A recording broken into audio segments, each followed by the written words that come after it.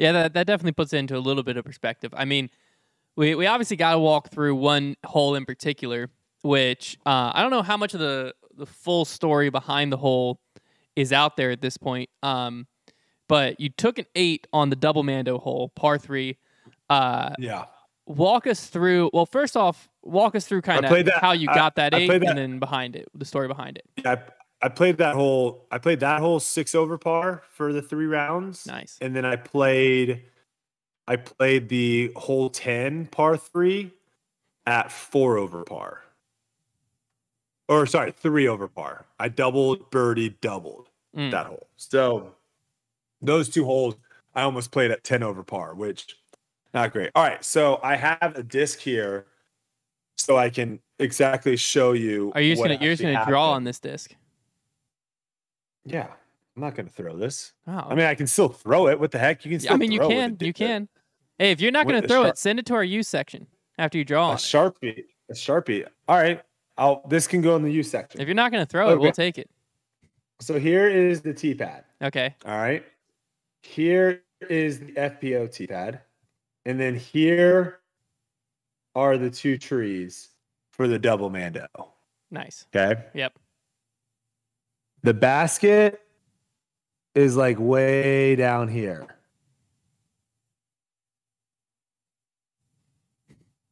It's a great drawing. Thank you. Okay. So I've got the hole kind of set up right now. Yeah. All right. Let me first just give you a heads up of like where my mind is going into this hole. Okay. I have first hole, easy par 4. You literally throw it in bounds, you're going to birdie the hole. I had like a 27 footer for birdie. I go to try to find my mini. I ended up switching bags from my, what do we call the tan bag? What color is that? Sahara. I switched from the Sahara to the green bag. What's the technical term for that? The Ranger. So I went Sahara to green for my Atlas bag. Yeah. I switched everything over, right? I got my Atlas pouch with my sports sack inside. I got my Get Freaky and Dark Horse towels. I've got everything, my rangefinder, everything has switched over.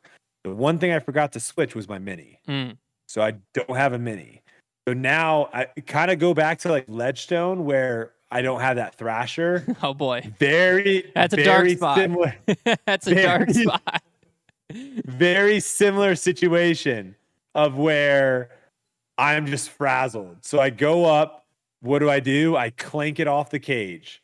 So now that is where my headspace is going into now hole 2. We also it was me, Albert Tam, and then 2 other guys that were super nice. I think one of them might have even been local, and we actually had a pretty big gallery. 50 or 60 people watching.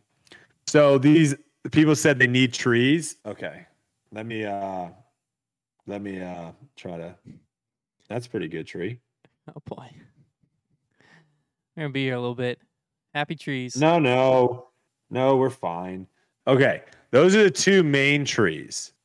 I'm not going to draw all the trees after that, but there's like a lot of trees over here and then a lot of trees over here. And there's one tree right in the middle. So the way that a lot of people play it from the tee pad here is they'll throw like a straight shot kind of up the right-hand side and then let it fade out a little bit. But when you throw the straight shot, it makes this gap a little bit tighter because you kind of have to hug the right side. But what a lot of people do is they'll throw like more of a flex line, kind of something flat that will kind of go straight and then turn and then finish at the end. Okay. So I played this hole terrible the 2 times I did in practice. Okay. Like terrible. And I kind of was just like, I'll dark horse it during the tournament. I'll figure it out. My first throw was with my Dark Horse Buzz. That's kind of beat in. Straight early release. Boom. Missed. Mando. Okay. We'll do a ticker over here. First throw. Okay. Is this backwards size? Can you flip this? No, it's right. Okay. It's right for you? Okay. So that's first throw. That's right. So at this point, I'm now walking up to the FPO pad, and really what I'm doing is I'm seeing if there is a drop zone up by the Mando. Okay. Okay. Yep. And I don't see any drop zone up by the Mando. So then I look at the FPO pad and I look at what happens when they miss the Mando.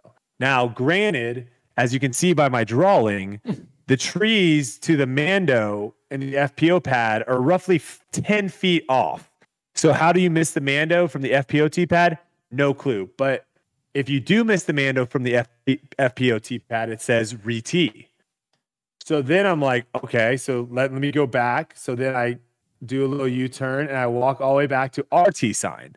Now, people on my card are looking at the T sign as well. So I look at the T sign and we read it out as if you miss the Mando, you have to re-tee from the MPO pad.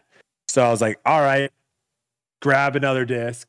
I grab another disc. A caddy starts walking away. I tell him, no, stay here just in case. Don't walk away. I grab my other buzz, grip lock, miss right. That's my second throw, miss Mando. Now I'm grabbing a get freaky zone, my beat in one. So now I'm trying to whatever, miss, bam, bip, miss, 3. Now I'm down. I'm like, at this point, I'm almost thinking in my head, do I need to walk up and grab these discs to rethrow them? Because I'm starting to now not throw discs that I probably really want to throw on this. Yeah. I grab my new pink Get Freaky that I put in the bag. This time I make it through the Mando, curve it, boom, land it about 40 feet short. So now I'm doing the math in my head. Throw 1, miss the Mando. Throw 3. Miss the Mando, throw 5, miss the Mando, throw 7. So now I'm walking up to a 40-footer for an 8. I cash the putt. I get an 8. Okay. You listening or watching us live right now are probably all thinking to yourself, what the heck? How, when you're watching this 8 happen, you're probably thinking, how the heck did Brodie get an 8 on this hole? I didn't think it was that crazy because obviously the Mando's kind of small. It's not a super huge gap where it's you can't miss. And we are probably 80 to 100 feet away from it. So I wasn't it's a preposterous thing for someone to get an 8 on this hole, especially if you miss the Mando twice and then 3-putt or something, you can still get an 8, right? Yeah. So I get all these tweets and stuff of people being like, bro, how did you get an 8? What happened? And then I told him, I was like, I just missed the Mando 3 times. It took me 4 throws to get through the Mando. Yeah. And they all go, what? How did you miss the Mando 2 more times from the FPO pad? I'm like, what are you talking about? I threw it from the MPO pad. They're like, no, the drop zone for the Miss Mando's FPO. I'm like, what? They're like, yeah, look at the caddy book. So I open up the caddy book, and there and behold, yes. If you miss the Mando, you can walk up to the FPO pad. Now, did I play the hole incorrectly? No. Did I play the hole a lot more difficult? Yes. Yeah. It was. So apparently the situation was the T-pad sign was incorrect. Unfortunately, no one caught it. And yeah. Now I did hear Kevin Jones also played it incorrect. Not incorrect, but played it harder. Yeah. I heard he missed the Mando, re-teed, but made it on his second shot. So yeah, there it is. Yeah, I mean, it's definitely an interesting situation because we were talking about it a little bit, and it's a weird one because typically you never go by the T signs ever. It's the caddy book. But at a Pro Tour event, the Pro Tour makes the T signs. So typically what's in the caddy book, they're supposed to be identical. Yeah, I was gonna say typically the caddy book and the T signs are the exact same thing. It's a very the caddy book is the T signs.